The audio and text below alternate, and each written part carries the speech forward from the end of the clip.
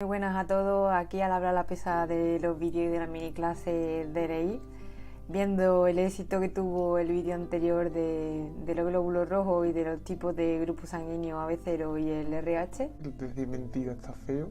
Ha derivado un poco la aplicación del equilibrio hidroelectrolítico en especial. Hay mucho lío en el tema de los iones y de las soluciones hipertónicas, hipotónicas y qué ocurre con los glóbulos rojos. Aprovecho este vídeo para hacer un pequeño matiz sobre la preparación del estudio de LEIR. La preparación de LEIR es muy distinta a los exámenes de la carrera. En la carrera memorizábamos cada página de pe a pa y cerrábamos los ojos y veíamos hasta el cuadrito de la esquina. La preparación de LEIR es más de relacionar conceptos y voy a intentar con este vídeo que se vea eso de la relación de los conceptos, cómo llevarnos a nuestro terreno una definición con las manifestaciones, etc. Empezamos con el agua. Para ver cómo funciona la movilidad del agua tenemos que tener en cuenta dos cosas: que hay mayor cantidad de agua dentro de la célula que fuera, y el sodio, que la cantidad de sodio que haya dentro o fuera de la célula determina la movilidad de este agua. El agua se difunde por ósmosis, es decir, va de donde está menos concentrado a donde hay mayor concentración de soluto. En este caso, la mayoría de las veces nos vamos a regir por la concentración de sodio. Es decir, si como vemos en la primera imagen, de donde hay dos concentraciones diferentes, pero hay la misma cantidad de líquido, el líquido que está menos concentrado va a pasar al más concentrado para igualar las concentraciones, ¿vale? Aunque haya menos líquido. El ejemplo que yo siempre tengo en mente con el tema de la ósmosis es un ejemplo muy tonto, que no tiene mucho que ver, que además influye en otra serie de condiciones meteorológicas, etcétera. Pero para que tengáis en mente, relacionando un primer concepto, el río desemboca en el mar. El río normalmente es dulce y el mar es salado, por lo que el agua dulce, que tiene menos concentración de sodio, que es la sal, va a parar al mar. No es en este caso para igualar concentraciones, pero tenéis una forma de relacionar estos conceptos. Por tanto, vamos a ver ahora la relación que hay entre el medio extracelular con el medio intracelular. Ya sabemos que el ion más importante en el medio extracelular es el sodio. Cuando hablamos de un medio isotónico, nos tenemos que acordar del suelo fisiológico de 0,9%, el que utilizamos normalmente en el hospital para perfundir a los pacientes. Medio isotónico quiere decir que hay la misma cantidad de soluto dentro que fuera de la célula. Hay la misma cantidad de sodio tanto dentro como fuera, se igualan las concentraciones y se supone que no hay difusión. ¿Qué pasa cuando hablamos de una deshidratación isotónica? Pues nos la vamos a encontrar principalmente en las hemorragias, que hay una pérdida total de sangre, de glóbulos rojos, tanto como de medio extracelular. ¿Qué haríamos para reponer en este caso el líquido que hemos perdido? Pues como hemos dicho que el suero fisiológico al 0,9% es el que equivale a la concentración extracelular, pues repondremos el volumen con este suero fisiológico. También podríamos reponer la cantidad de sangre que haya perdido si es en el caso de la sangre. A través de la imagen que hayáis fijado con ese concepto podéis sacar todo lo demás. Si relacionáis el medio isotónico con que es iso igual que la sangre, hemorragia, pues la hemorragia produce una deshidratación isotónica. Otros casos que podemos encontrarnos, un medio hipertónico, que haya mayor concentración de sodio fuera que dentro de la célula. ¿Qué pasa en este caso? Hemos dicho que la célula tiene gran cantidad de agua, que nos acordábamos del ejemplo que hemos visto al principio de los dos vasos con la misma cantidad de líquido. Pues si hay más concentración de sodio fuera, el agua sale de dentro de la célula para igualar las concentraciones. Y en este caso, ¿qué pasa? Pues que quedaría la célula deshidratada y se muere, se produce la plasmólisis. ¿Cuál es el ejemplo? Pues vamos a fijar en este ejemplo, por ejemplo, la diabetes insípida, en la que hay mayor cantidad de pérdida de agua que de sodio. Otro ejemplo de medio hipertónico sería, por ejemplo, la diarrea acuosa, que es muy típico en los niños pequeños. Luego tenemos el medio hipotónico, en el que va a haber una menor concentración de iones de sodio fuera que dentro de la célula. En este caso, ¿qué pasa? Pues que entraría el agua dentro de la célula para igualar las concentraciones, produciendo que se hinche el glóbulo rojo. En este caso se produce la citólisis. ¿Qué produce la deshidratación hipotónica? Pues insuficiencia renal, en la que se pierde mayor cantidad de sodio que de agua. ¿Cuál sería el tratamiento de cada una? Pues si hemos dicho que en el caso del medio hipertónico lo que hay es mayor cantidad de soluto, pues no podemos dar ni suero fisiológico ni un suero hipertónico. Entonces daremos el suero hipotónico, que es el de 0,45%. Y en el caso del medio hipotónico, como hemos dicho que hay menor cantidad de sodio que de agua, tendremos que subir la concentración de iones. En este caso, lo que daríamos, no vamos a dar de primeras un suero hipertónico al 3%, sino que comenzamos con el suero isotónico al 0,9% y podemos aumentar hasta un 3%. Continuamos para bingo. Ahora nos vamos a centrar en los iones más importantes. El sodio. Podemos diferenciar entre hipernatremia y hiponatremia. La imagen que vamos a vincular con la hipernatremia, hay una mayor cantidad de sodio en el medio extracelular, es la diabetes insípida, en la que se pierde mayor cantidad de agua y queda el sodio acumulado, entonces nos va a producir sed. ¿Qué repercusión a nivel de manifestaciones clínicas puede tener una elevada concentración de sodio? Pues alteraciones en el sistema nervioso central, que puede llevar desde convulsiones hasta el coma. Hemorragias cerebrales, como hemos dicho, en un medio hipertónico, que sería en este caso, hay mayor cantidad de sodio, por lo que el agua de dentro de la célula saldría para igualar concentraciones y se producen hemorragias cerebrales, que son lo más grave que podemos encontrar en este síntoma.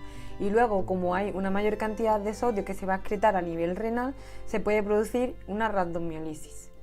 En el caso de la hiponatremia, para relacionar este concepto con el alcoholismo, que es el caso más frecuente de hiponatremia, y de hipo, para que lo relacionéis un poco, cuando bebéis alcohol normalmente suele dar hipo, ¿vale? Hiponatremia, hipo con el alcoholismo, que es la causa más frecuente.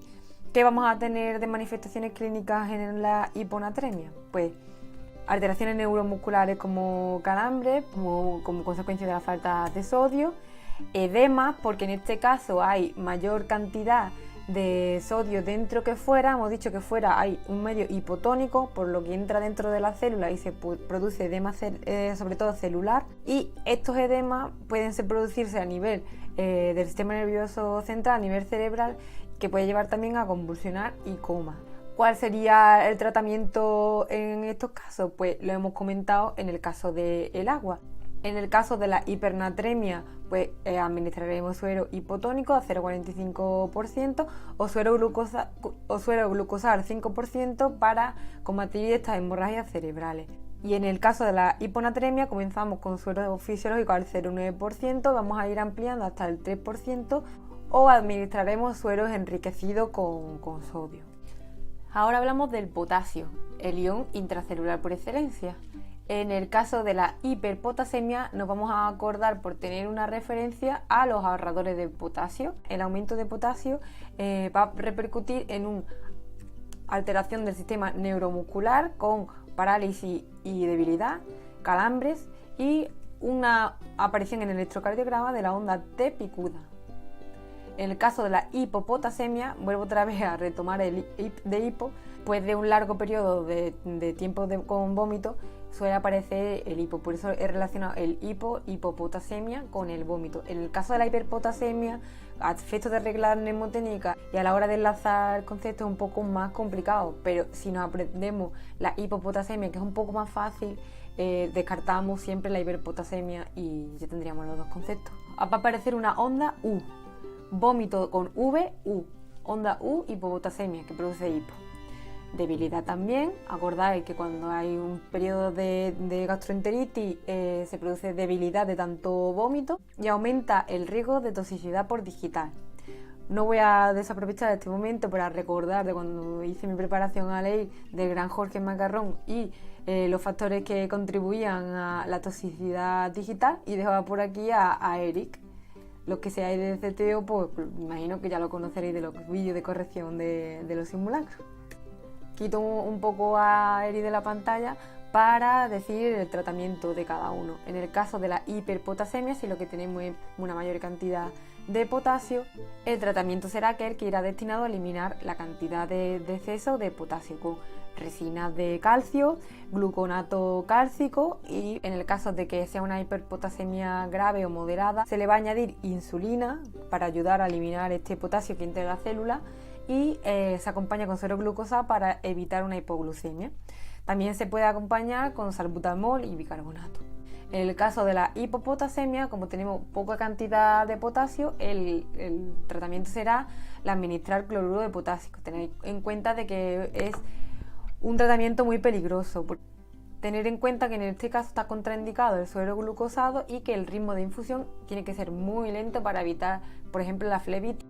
Por último, y no por ello menos importante, tenemos el calcio, que es muy importante para todas las actividades fisiológicas del organismo. En especial es fundamental para la contractibilidad cardíaca. Y para fijar conceptos tendríamos en el lugar de la hipercalcemia el hipertiroidismo. Una persona que tiene hipertiroidismo la vamos a encontrar sudorosa, taquicárdica, con un aumento del sistema nervioso simpático. Esto es lo que nos va a dar las manifestaciones, que serán excitación del sistema neuromuscular, bloqueos auriculoventriculares y crisis hipercalcémicas, que son muy graves. Las crisis hipercalcémicas se definen principalmente por la aparición de un fallo renal debido a la eliminación excesiva de calcio por la vía renal, deshidratación, arritmia, que es lo más grave, y puede llevar incluso hasta el coma. En el caso de la hipocalcemia, que es un poco menos grave y normalmente en la población española suele tener la vitamina D baja, puede tener un poco de hipocalcemia porque se activa con el sol. En este caso la imagen que vamos a fijar es la falta de vitamina D, es la causa más importante de la hipocalcemia. ¿Cuáles van a ser las manifestaciones de la hipocalcemia? Pues la famosa tetania y los signos de Chaussette y mi pronunciación es, como ya sabéis, fabulosa, y la de Trousseau. Para diferenciar estos términos y relacionarlos vamos a utilizar la regla mnemotécnica de esta semana, que es de Cristina, y nos habla de que el signo de Chopsteck o Chopsteck tiene C de cara. Entonces es el que se produce cuando hay una bajada de calcio en el organismo y se estimula el nervio facial y se contraen a su vez los músculos que están inervados por el nervio facial. Chopsteck, cara, hipocalcemia. En el caso del Trousseau está relacionado con la tensión arterial. Cuando se infla el manguito por encima de la presión sistólica se produce el espasmo carpal. El tratamiento, pues el de la hipercalcemia será hidratación para eliminar el calcio y furosemida, que es un diurético, y en los casos graves se utilizará el bifosfonato y la calcitonina para que precipite ese calcio en exceso que hay en el medio extracelular. En el caso de la hipocalcemia, pues empezaremos de lo menos agresivo a lo más agresivo con calcio vía oral, y en el caso de que tengamos una hipocalcemia grave, la aplicación de gluconato cálcico, que puede ir tanto con suero fisiológico como con suero glucosado al 5%. Y los últimos que tenemos para recordar, simplemente con sabernos eso ya lo tendríamos, porque por ejemplo en el magnesio va siempre ligado al calcio. Van íntimos, siempre que suba uno, suba al otro, son hermanos gemelos. Magnesio va con el calcio, entonces la sintomatología va a ir derivada igual. Y del fósforo sería todo lo contrario al calcio y al magnesio. Entonces, sabiendo esos dos detallillos, no tenemos que aprender ni manifestaciones ni nada, porque nos aprendemos al calcio, ¿vale? Y esto sería todo. Espero que os haya aclarado conceptos. Yo no soy tampoco la mejor profesora del mundo, pero me esfuerzo y estudio como vosotros para intentar ayudaros a alcanzar vuestra meta. Y esto sería todo, espero que haya resultado de utilidad, y si no, pues me podéis poner verde tranquilamente, que yo no me lo tomo mal. Hasta luego.